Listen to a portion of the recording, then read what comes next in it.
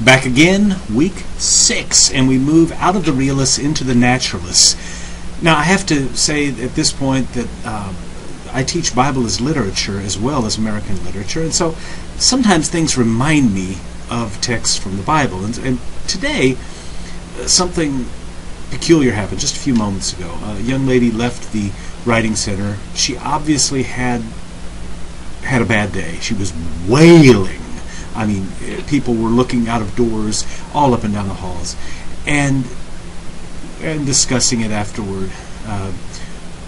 We all agreed that she had some sort of, she wasn't just having a bad day. She had some sort of emotional difficulty, and something that we weren't qualified to help with a great deal, except just to be nice to her. And I was reminded in looking at that of this passage from the New Testament, where there's a man who's blind, and Jesus' disciples say to him, "Who sinned, this man or his parents, so that he was born blind? Whose fault is it?" And Jesus basically said, this is the Browning translation, he said, "You dummies, that's a stupid question. It's not his man or his parents." Now, Jesus' explanation is that this is done, God did this so that it'd make me look good, essentially, make Jesus look good, which sounds really terrible when I say it like that, but it sounds better when Jesus says it there. But today we're reading the naturalists, and the naturalists basically would have said, if the question was asked, who sinned, this man or his parents, or who caused this young woman to have this difficulty she has, her or her parents, the naturalists would say, stupid question. But they wouldn't say it was done by God for the glory of God. No, they would say, no, it's just the stuff that happens. It's a cruel, harsh, unforgiving universe, and you just got to do your best to make your way in it. That is, to my mind, the key thing that distinguishes naturalism from realism. Realism has some sense that there is a proper order, whether it's something that some deity established or just natural law. For the naturalist, natural law is just, it's the call of the wild, as Jack London's most famous work is known. Let me read a little bit of the end of the call of the wild. The years were not many when the Yehots, Indian tribe, noted a change in the breed of timber wolves, for some were seen with splashes of brown on head and muzzle, and with a rift of white centering down the chest.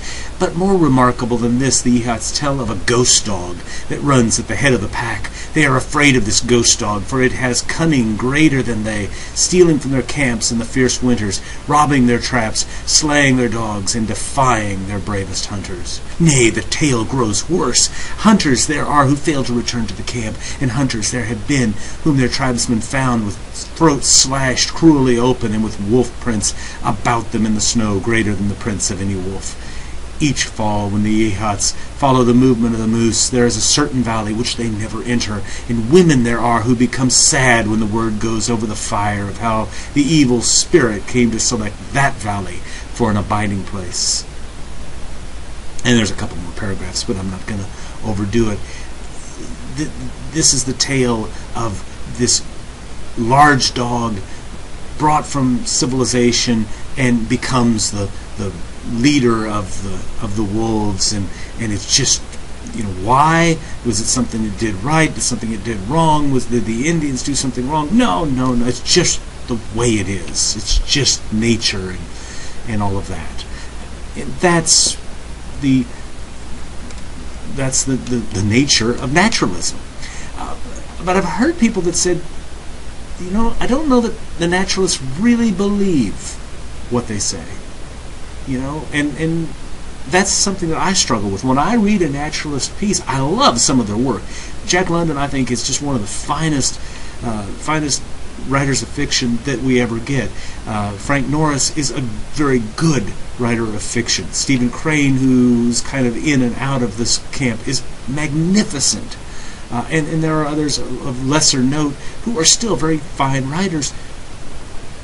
But they're not, to me, they're not convincing in their ideology. It's like they don't really believe what they say they believe. And maybe I just look for order. Maybe I just look for the moral of the story, as Aesop would put it. I'm not sure. But I hope you enjoy the fiction we're looking at this week.